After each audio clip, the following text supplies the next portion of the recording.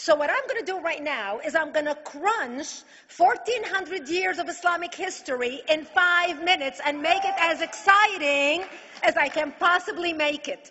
Because I hated history when I was a little girl. At this age, I appreciate history. And now I understand why they say, those who don't learn from history are doomed to repeat it. In order for you to understand why Western civilization is very different than the Islamic world, you need to understand the history of Islam.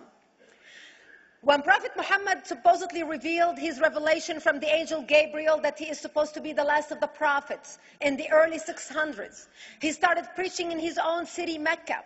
He tried to recruit friends and followers to be able to spread his religion. And he tried for 12 years and failed. And after 12 years, he was only able to recruit his immediate family and friends. So he decided, if I go to Medina, which was the Jewish hub of Arabia, the business hub where the Jews lived, if I go there and preach my religion to them, if they accept me, that will buy me respect and stature between my own people, and they will accept me. So Prophet Muhammad started borrowing a lot from the Old Testament to make his religion more palpable to the Jews, to make it a lot similar. This is why you see a lot of similarities between Judaism and Islam. For example, Jews don't eat pigs, Muslims don't eat pigs. Jews pray a few times a day, Muslims pray a few times a day. Jews fast on Yom Kippur, Muslims fast on Ramadan. And this is why you started seeing a lot of good writing in the beginning of the Quran when Prophet Muhammad was saying all the good things about the people of the book. He took his message and went to Medina trying to recruit the Jews, talking about the people of the book, talking about how similar the two religions are. When they refused to accept him and follow him as the last of the prophet, that's when he turned against them and started killing them and started expelling them.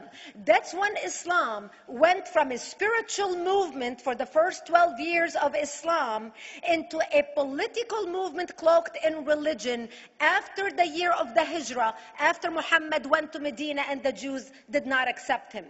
He became a military warrior and declared war on them and started expelling them. Jews and Christians became dhimmi, or second-class citizens. They were only allowed to stay alive and not be killed only by paying the jizya or the protection tax. So they had a choice: convert to Islam, or if you want to stay alive, you have to pay the jizya or protection tax, living as dhimmi in the Islamic nation. Christians and Jews could not ring church bells. Jews could not blow the shofar. Christians could not ring church bells. They could not pray publicly. Christians and Jews could not gather together and build new churches or new temples. And the way they paid the jizya or the protection tax was in a monthly ceremony where they would get together downtown and the Jew would kneel on his knee and hand his goods to the mullah, who would take the goods as the price for buying the protection. And in many areas, Jews and Christians were given necklaces to wear as a receipt that they paid their jizya or their protection tax. Jews considered najis under Islam. Najis is bodily fluid. Najis is garbage. Najis is dogs. Najis is dirty. So Christians and Jews were treated as second-class citizens.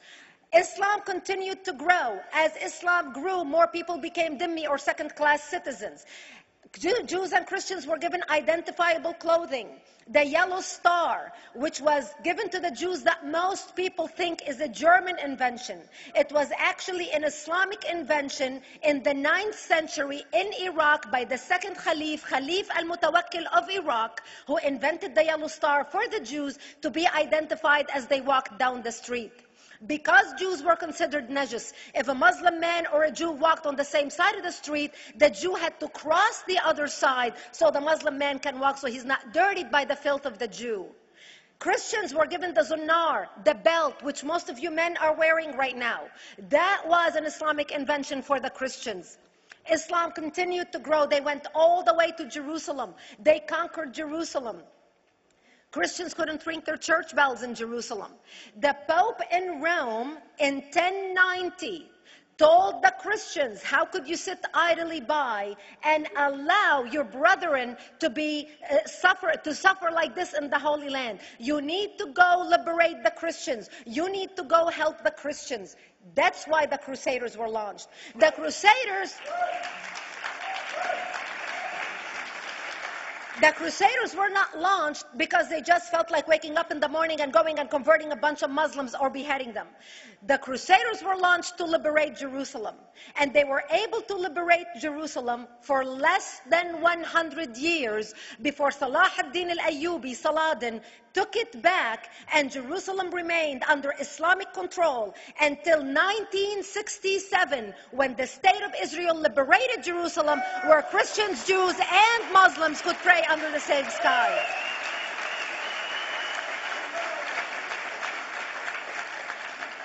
The Crusaders continued fighting Islam, and for 300 years they tried and failed. And by the 1300s, the Crusaders disappeared because they could not win against Islam. Islam continued to expand. They went all the way to Central Europe. They went all the way to China. They went to India. They conquered Spain. They changed the name of Spain from Spain to Andalusia. And they started, as they advanced, as they conquered more nations, more people paid the jizya, or the protection tax. And this is how the Islamic Empire grew. It went all the way until they was stopped at the gates of Vienna on 9/11. 9/11 is not a date that Osama bin Laden just picked out of a hat. 9/11 is a symbolic date in the Islamic calendar. By the 1600s, Islam had covered more of the earth's surface than the Roman Empire did at its peak.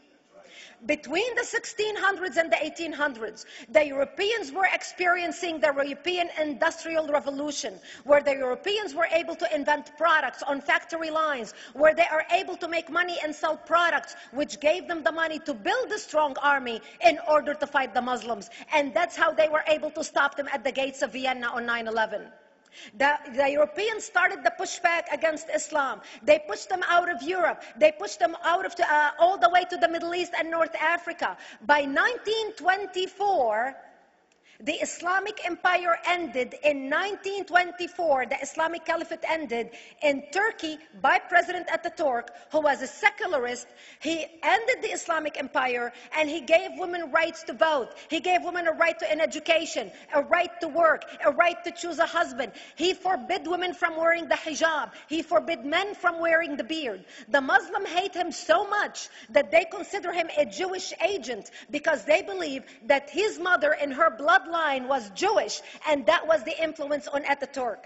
By the time the Islamic Empire, or the Islamic Caliphate, or the Islamic State ended in 1924, the Islamic Caliphate had existed for 1400 years, and it ended less than 100 years ago. By the time the Islamic Caliphate ended in 1924, 270 million people around the world were killed by Islam. 270 million. And we didn't have weapons of mass destruction, and there was nuclear weapons. All of these people were killed, butchered by the sword. The people in the world, less than 100 years ago, how many people knew this history? Please raise your hand. We in America have failed to educate our children about history. We in America failed to educate our population about history. Our children in high school, you take any 17, 16-year-old kid, 18-year-old kid, and ask them about World War II. They can't even tell you what happened in World War II. For them, it's ancient history, and we still have our World War II veteran walking among us. That's how little we know of history. Islam ended in 1924, the Caliphate. People thought the Caliphate will never be resurrected. The Caliphate will never come back. But two things happened in the Middle East in the last century that made the Islamists be able to resurrect the Caliphate. Number one is the discovery of oil in Saudi Arabia, which we were able to discover and were stupid enough to allow them to nationalize it. And the number two that happened was Ayatollah Khomeini coming to power in 1979. That gave the Islamists the money and also the spiritual covering in order to explode on the world stage. And people say, oh, well, the Wahhabis exported their Wahhabi radical religion. The Wahhabis are the name of Wahhab. They're not a different sect of Islam. They follow the authentic preaching of Prophet Muhammad, the way Prophet Muhammad lived and practiced his religion. This is why neither you or me or any infidel can step a foot in Mecca, because as far as they're concerned, we are filth. And as infidels, we're not allowed to step a foot, not President Obama and not anybody else. As a matter of fact, Al-Qaeda used to use Saudi Arabia and its success as an excuse to recruit members, as the example to show them how Allah has blessed Saudi Arabia because of the way they adhere to the tenets of Islam. And today we talk about ISIS. ISIS is not a new invention. ISIS resurrected the caliphate that ended less than 100 years ago. Except we are too ignorant and too uninformed to understand what ISIS is doing and why ISIS is succeeding.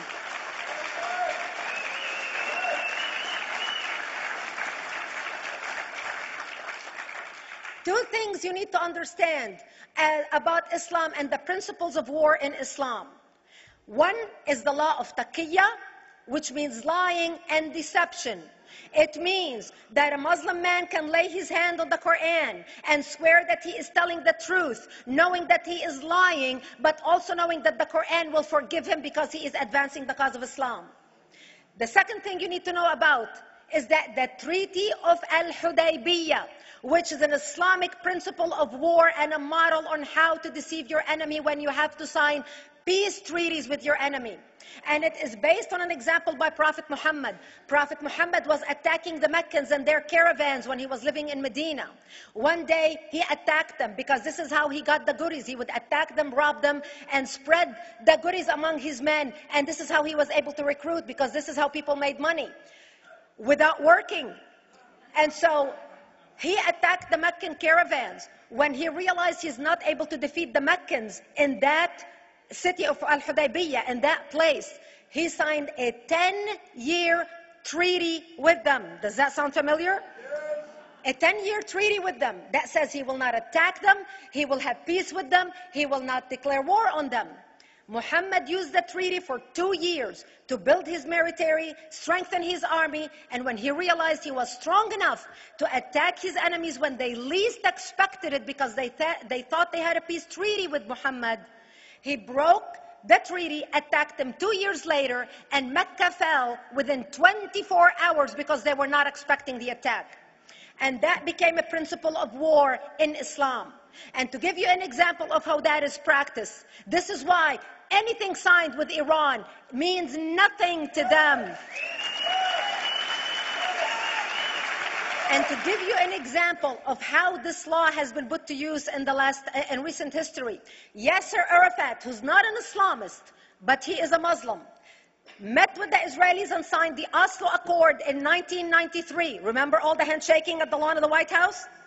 The Oslo Accord, Yasser Arafat used the peace treaty, the Oslo Accord with Israel, to get Israel to bring him back and give him his territory, finance his military, train his police, and give his police the weapons.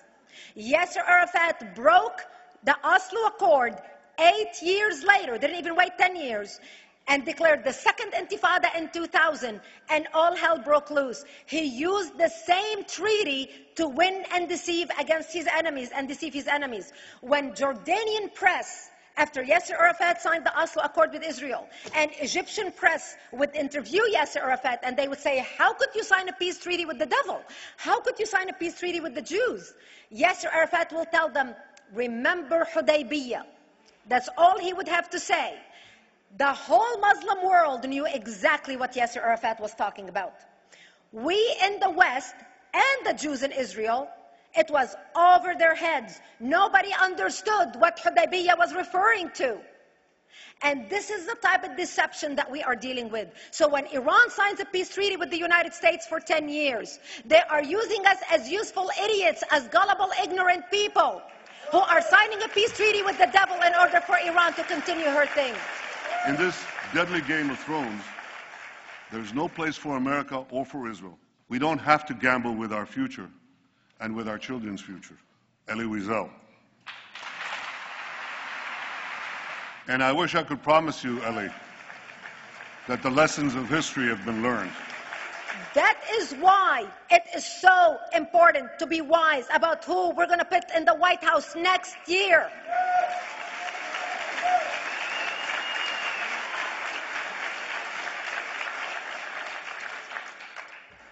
This is why it is very important that whoever we're going to elect next year to office, that the next president be well informed about the history of radical Islam, understand our enemy, understand what ISIS is all about, understand what their end goal is. And this is exactly, people are wondering how come ISIS is having such success recruiting people from all over the world. They exploded all over the world.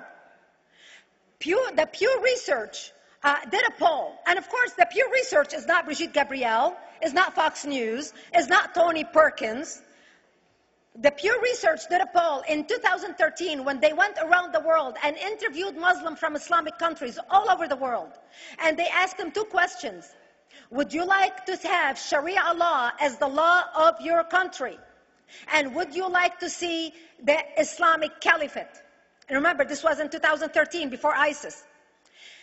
The 5 top countries in the world, in the Islamic world, the 5 top Islamic countries: Indonesia, 204 million Muslims. Indonesia, Pakistan, Egypt, Nigeria, and Bangladesh. 77% of Muslims interviewed in these Islamic countries, 77% want the establishment of Sharia law and want the establishment of an Islamic state.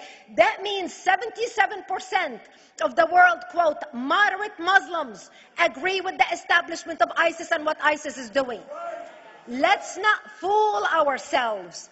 This is very important, that whoever we're going to elect is going to be somebody who is strong on national security, who's going to put America first, who's going to make America great again, who's going to send a strong message to the world. The minute he walks into office, whoever we elect, that the world is going to realize that this person you're not going to mess with, because he could care less about what you think, what the UN thinks, what the world thinks. They can all go to hell. We care about America and only the United States of America.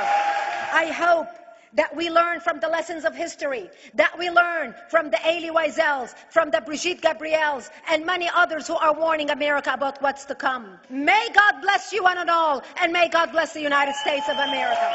Thank you.